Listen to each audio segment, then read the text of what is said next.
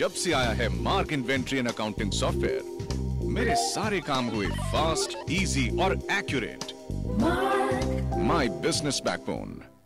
बिनानी presents budget 2012 वक्त से पहले किस्मत से ज्यादा कॉन्टेस्ट, जहां आप हर घंटे जीत सकते हैं 50,000 का सोना, वो भी बस एक आसान से सवाल का जवाब देकर।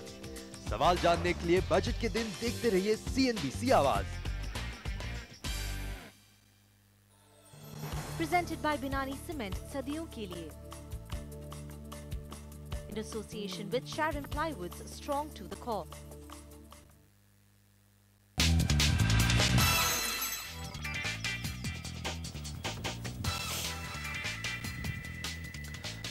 CNBC आवाज पर लगातार बरस रहा है सोना। अब तक 9 भाग्यशाली विजेता जीत चुके हैं 50,000 रुपए के सोने के सिक्के। लेकिन अगर आप चूक गए हैं तो निराश होने की कोई बात नहीं है, आपके पास अब भी बहुत सारे मौके बाकी हैं। तो फटाफट नोट कीजिए इस घंटे का सवाल। इस घंटे हम आपसे पूछ रहे हैं कि किस वित्त मंत्री ने अपने भाषण में कहा था मैं हूं ना। आपको ऑप्शन है P चिदम्बरम, B अमिताभ बच्चन और C शत्रुघ्न सिन्हा। बस आपको इतना करना है कि अपने मोबाइल के मैसेज बॉक्स में जाना है, वहां पर गोल्ड 9 टाइप करना है, स्पेस देना है, ऑप्शन A, B या C में से किसी एक को लिखना है और इसे 51818 पर भेज देना है। हो सकता है 50,000 रुपए के सोने के सिक्के इस बार आपकी जेब में ही आने वाले। और इस बीच हम आपको बता दें कि हमारे पिछले घंटे के विजेता का नाम हमारे पास आ चुका है और वो हैं उत्तर प्रदेश से संजय कुमार जायसवाल। और उनका नाम अभी आपको कुछ देर में स्क्रीन पर भी फ्लैश होता हुआ नजर आएगा। लेकिन संजय जी, इस बीच आपको बहुत सारी मुबारकबाद। लखनऊ से हैं संजय जी और ये इनाम उनको जाता है। आगे बढ़ते हैं। शेयर बाजार के लिहाज से प्रणब बाबू ने इस बजट में कुछ खास नहीं किया है। बाजार को उम्मीद थी कि इस बजट में STT को खत्म कर दिया जाएगा, लेकिन वित्त मंत्री ने उसमें सिर्फ एक मामूली कमी की है। अब STT 0.1% हो गया है। साथ ही डिलीवरी के सौदों में STT को 20% तक घटा दिया गया है। हालांकि बाजार को सबसे ज्यादा राहत इस बात से मिली है कि वित्त मंत्री ने थोड़ा व्यावहारिक होकर अगले साल के विनिवेश के लक्ष्य को घटाकर 30,000 करोड़ रुपए कर दिया है। इक्विटी मार्केट में निवेश बढ़ाने के लिए राजीव गांधी इक्विटी स्कीम का ऐलान किया गया है। इस स्कीम से बाजार में आने वाले छोटे रिटेल निवेशकों को फायदा होगा। स्कीम के तहत 10 लाख से कम आय वाले नए निवेशकों को 5 लाख तक के निवेश पर short term capital gain tax में 50% की छूट मिलेगी। हालांकि इस स्कीम में 3 साल का लॉक इन पीरियड भी होगा। साथ ही IPO मार्केट में ज्यादा से ज्यादा भागीदारी बढ़ाने के लिए भी वित्त मंत्री ने कदम उठाया है। अब 10 करोड़ रुपए से ज्यादा बड़े IPO को इलेक्ट्रॉनिक फॉर्म लाना होगा। इससे देश के हर कोने में निवेशक IPO में हिस्सा ले पाएंगे। सरकारी बैंकों को मदद करने के लिए वित्त मंत्री ने 15,800 करोड़ का निवेश करने का ऐलान किया है। मुश्किल में पड़े एयरलाइन सेक्टर की मदद के लिए वित्त मंत्री ने FDI का ऐलान तो नहीं किया, लेकिन ये जरूर कहा कि एयरलाइन कंपनियों में 49% विदेशी निवेश पर विचार जरूर चल रहा है। साथ ही उन्होंने एयरलाइन को 1 साल के लिए $100 करोड़ एक्सटर्नल कमर्शियल बोरोइंग यानी ECB के जरिए उठाने का प्रस्ताव दिया है। इनकम टैक्स में थोड़ी राहत देकर वित्त मंत्री प्रणब मुखर्जी ने अपने बजट से आम आदमी को खुश करने की कोशिश की है, लेकिन ये छूट उम्मीद के मुताबिक नहीं है। अब 2 लाख रुपए तक की सालाना आय पर कोई टैक्स नहीं लगने वाला है। अभी तक ये सीमा 1,80,000 रुपए थी। वहीं 2 लाख रुपए से 5 लाख रुपए की आमदनी पर 10% टैक्स देना होगा, जबकि 5 लाख रुपए से 10 लाख रुपए तक की आमदनी पर टैक्स 20% होगा। वहीं 10 लाख से ज्यादा की आमदनी पर टैक्स 30% होगा। इसके अलावा सेविंग अकाउंट में ब्याज से हुई 10,000 रुपए तक की आमदनी पर अब कोई टैक्स नहीं लगेगा। वहीं वित्त मंत्री ने भी ऐलान किया कि वरिष्ठ नागरिकों को एडवांस टैक्स नहीं देना होगा, लेकिन अगर आपके पास कोई अघोषित आमदनी है तो उस पर सरकार 30% के हिसाब से टैक्स लगाएगी।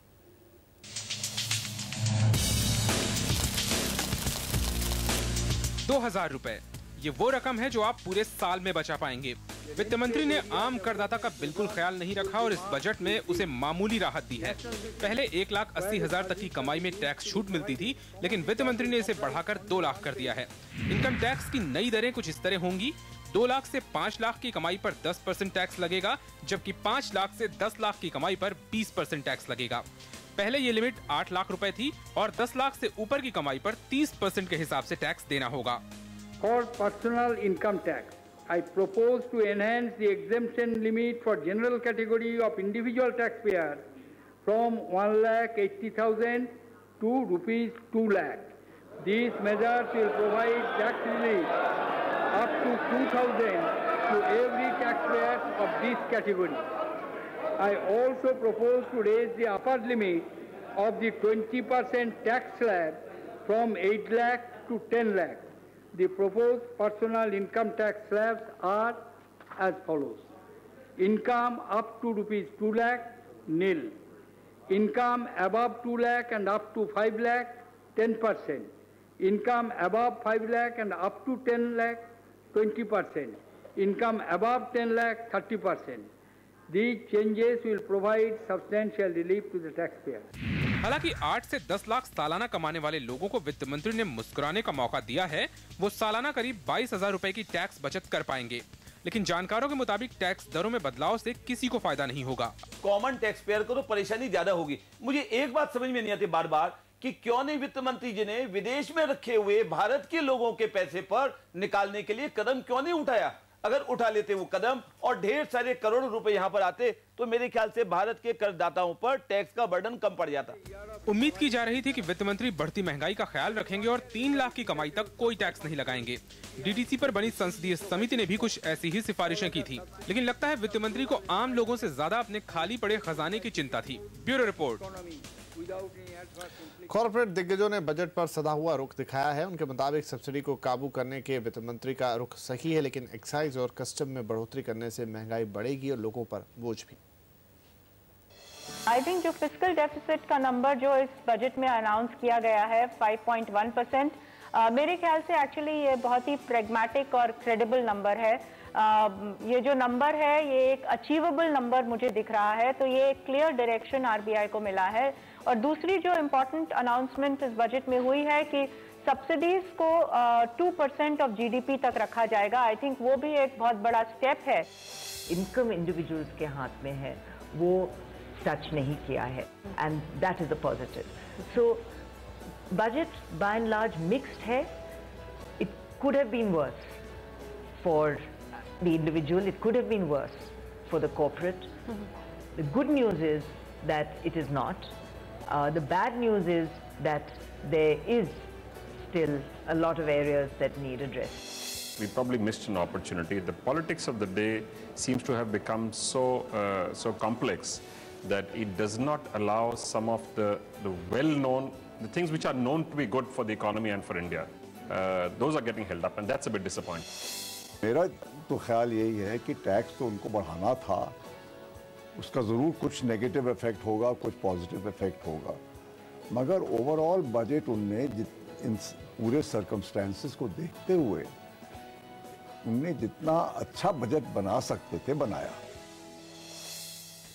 और अब से कुछ ही क्षणों में हम आपके सामने लेकर आने वाले हैं बजट के बाद वित्त मंत्री का एक खास इंटरव्यू, जिसको यहाँ पर वित्त मंत्री के साथ बात करेंगे नेटवर्क 18 के एमडी राघव बहल।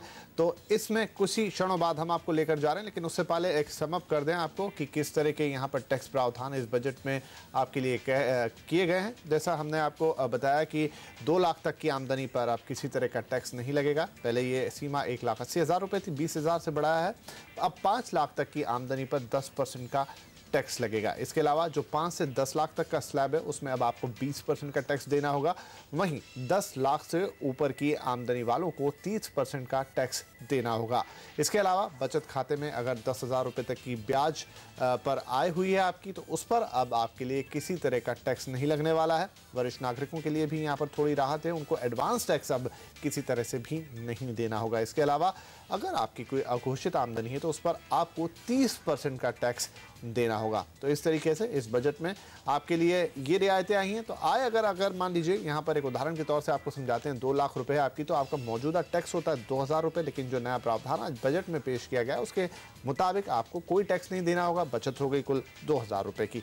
मान लीजिए आपकी आय है 5 लाख रुपए, तो मौजूदा आपका टैक्स बनता है 32,000 रुपये का, लेकिन नए प्रावधान के बाद अब आपको 30,000 रुपये टैक्स के तौर पे देने होंगे, बचे 2,000 रुपये।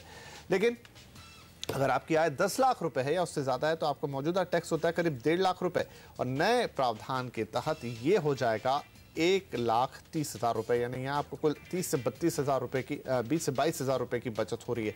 बहरहाल अगर आपकी आय बहुत ज़्यादा है, यानी 20 लाख के आसपास है, तो मौजूदा टैक्स करीब 4.5 लाख रुपए होता है, नया टैक्स करीब 4,30,000, यानी यहाँ पर भी आपको 20 से 22,000 रुपए की बचत हो रही है। यानी जितनी आमदनी ज़्यादा, वहाँ पर बचत का दायरा उतना बढ़ गया। हालांकि इस टैक्स रिलीफ को देखा जाए तो काफ़ी मामूली सी टैक्स रिलीफ है, लेकिन वित्त मंत्री ने कहीं ना कहीं कोशिश की है कि वो आम आदमी को थोड़ा खुश कर पाएं, और इस हिसाब से उन्होंने ये रिलीफ देने की कोशिश की है।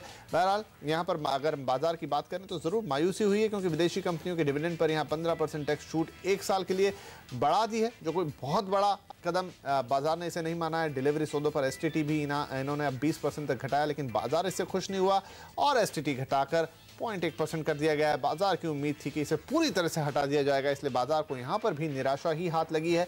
वित्त वर्ष 2013 के लिए जरूर वित्त मंत्री ने विनिवेश का जो लक्ष्य है उसको थोड़ा कम कर दिया है, थोड़ा प्रैक्टिकल हो गए हैं और 30,000 करोड़ रुपए उसको लेकर आ गए हैं।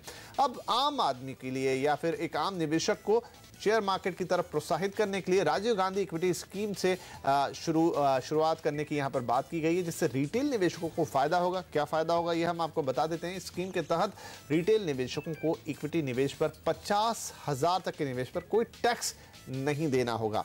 इसके अलावा 10 करोड़ से ज्यादा के आईपीओ को अब इलेक्ट्रॉनिक फॉर्म में लाना पड़ेगा, और साथ ही पीएसयू बैंकों में यहां पर 15,800 करोड़ रुपए की लिक्विडिटी डालने का भी वित्त मंत्री ने इसमें ऐलान किया। बहरहाल यहां पर लेंगे एक छोटा सा ब्रेक, लेकिन ब्रेक के बाद जिस खास इंटरव्यू की हम बात कर रहे थे वो लेकर आपके सामने हाजिर होंगे। वित्त मंत्री होंगे हमारे साथ।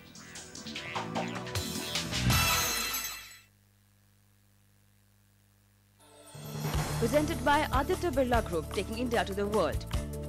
Co-presented by